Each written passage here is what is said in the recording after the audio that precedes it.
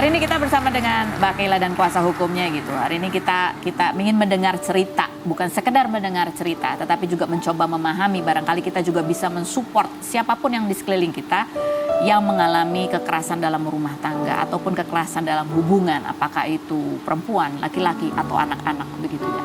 Karena mereka butuh dukungan, butuh support gitu. Tidak mudah untuk keluar dari hubungan yang toksik seperti ini gitu, yang barangkali kita nggak ngerti. Tetapi satu, itu mengancam nyawa. Dua, itu menimbulkan trauma gitu ya, apalagi kepada anak-anak yang butuh perlindungan dari orang yang lebih dewasa gitu ya. Ini ada postingan juga, kalau kita bacanya ini dari putra pertama kalian begitu ya, yang berusia 12 tahun. Bapak saya sudah lama melakukan kekerasan kepada kami. Dari sebelum saya lahir pun sudah melakukan kekerasan kepada ibu saya. Kekerasan itu bukan hanya sekali dua kali, tetapi beratus kali ibu saya sudah menceraikan bapak saya dari tahun 2020, tetapi tetap juga melakukan kekerasan kepada kami. Sebelum ibu saya bercerai dengan bapak saya, ibu saya setiap hari diselingkuhi. Kami hanya masyarakat biasa, bukan selebritas. Salah satu jalannya adalah memviralkan. Nah, banyak netizen yang bertanya-tanya, apakah ini adalah bahasa yang digunakan oleh anak umur 12 tahun gitu. Seperti yang saya katakan tadi, Kelvin dewasa karena keadaan. Dan ini tulisan dia? Betul. Saya tidak memiliki akses untuk ke handphonenya dia ya, password segala macam. Kamu membaca itu gimana?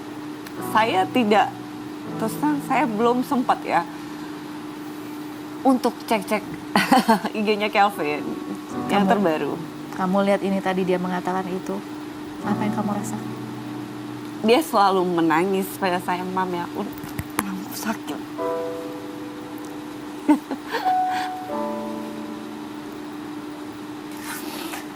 Oke, saya nanya kepada kuasa hukumnya yang sudah menangani dari laporan yang pertama, kemudian damai gitu ya. Dan sekarang ada ya karena tidak ada visum gitu. Nah, secara hukum sebetulnya bagaimana caranya proses hukum yang tepat? Oke. Untuk laporan ini kan kita buat di bulan September tanggal 23. Iya. September 2022. Nah, itu perjalanan lidiknya itu sampai 3 bulan. Sampai terjadi netizen ikut bicara lah istilahnya, ya kan, sampai viral. Baru kemudian hari itu penyidik manggil kami tuh, kami lengkapi BAP-nya, kemudian malamnya statusnya dinaikkan menjadi penyidikan. Iya. Kemudian besoknya Mbak Kay sama anak-anaknya diberikan pengantar untuk dilakukan visum di Rumah Sakit Tarakan. Setelah itu besok lusanya lagi kita menghadapi ke P2TP2A. Oke. P2TP2A untuk pemeriksaan psikologi anak, itu yang keempat kali. P2TP2A ini juga lama sekali, harusnya nggak usah sampai berbulan-bulan gitu ya. Karena anak-anak ini kan dia dalam keadaan trauma. Ya. Apabila terus nanti tiap minggu harus ke P2TP2A, kemudian nggak sekolah, ini kan banyak yang akan mereka hadapi secara mental. Ya kan, itu kan harus diperhatikan juga gitu loh. Padahal sepengetahuan saya untuk proses penyidikan perkara tindak pidana kekerasan terhadap anak itu tidak terlalu sulit. Berdasarkan undang-undang. Iya, tidak terlalu hukum acaranya seperti penyidikan perkara tindak pidana biasa. Jadi Bapak harapkan, kalian harapkan dengan ini juga menjadi sorotan publik gitu. Iya. Ini juga bahwa supaya ya lebih memberikan perhatian kepada anak-anak begitu ya. Iya. Tujuannya adalah itu. Nah, Bapak kan menangani pada saat laporan yang pertama di tahun 2011, kemudian damai. Kemudian di tahun 2022 ini ada lagi gitu ya. Bapak tadi sempat cerita bahwa nggak nyangka bahwa itu juga terjadi lagi. Sebagai seorang kuasa hukum gitu ya. Dari berdasarkan pengalaman Bapak, apa yang Bapak bisa sarankan apabila datang lagi klien dengan kasus KDRT dan kemudian punya keinginan untuk damai karena ada yang memohon-mohon untuk dimaafkan? Memang kalau masalah KDRT, kendala kita itu adalah Karena ini bicara soal rumah tangga. Ya. Rumah tangga itu yang bicara itu bukan fisik tapi batin. Ya. Kami nggak bisa ikut terlalu dalam di sini. Jadi hanya untuk kasus hukumnya aja. Iya, tetapi apabila terjadi kasus hukum itu yang kita proses. Makanya untuk mengantisipasi agar kejadian-kejadian yang lebih parah terjadi, mau nggak mau kita ambil jalan singkat, bikin laporan polisi gitu loh. Ini sebagai untuk menahan tidak terjadi lagi gitu ya. Betul.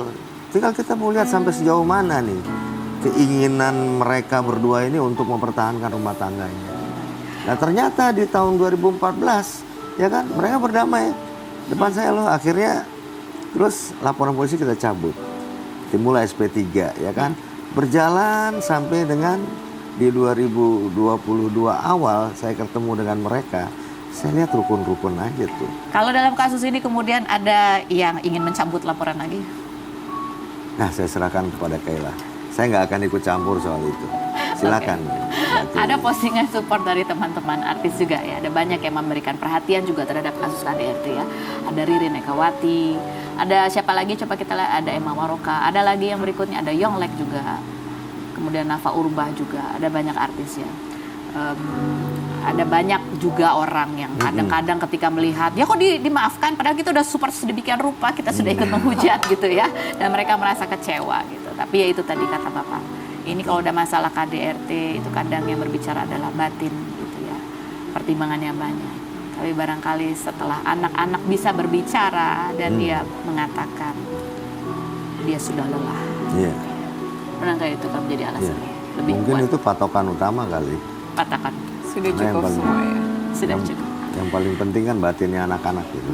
Dan selain itu adalah langkah ke depan. Setelah kasus hukum selesai, yang ke depan adalah bagaimana supaya ini tidak menjadi perilaku yang berulang atau diwariskan. Gitu, diwariskan dalam tanda kutip. Pak Kayla, terima kasih sudah hadir berbagi cerita. Terima kasih sudah hadir. Mudah-mudahan ini juga bisa selesai dengan baik. Amin, amin. Bukan sekedar hukuman, tetapi baik juga buat anak-anak. Dan buat Kayla. Karena anak-anak itu kan masa depannya bangsa Indonesia. Betul sekali. Kita masih ada bintang tamu lagi yang akan kita ajak berbincang. Ini adalah dua orang yang bersahabat walaupun usianya berbeda jauh. Kita lihat dulu profil Meriam Bellina dan Jennifer Arnelita berikut ini. Bellina dan Jennifer Arnelita, JJ. Astaga, aku tuh udah lama banget ya ketemu kamu. Kalau Mbak Mer masih sering ketemu ya kita ya. Teman-teman perawatan ya. Ini ada artikelnya, Jennifer dan Meriam Bellina seumuran, besti banget. Kita nggak ikut perawatan sama kita bagaimana? Harus udah diajakin sih. Cuma masih agak-agak takut. Aku kan anaknya cukup idealis ya. Maksudnya nggak nyambung ya? Ya kalau di endorse ntar kalau kenapa-napa saya nggak bisa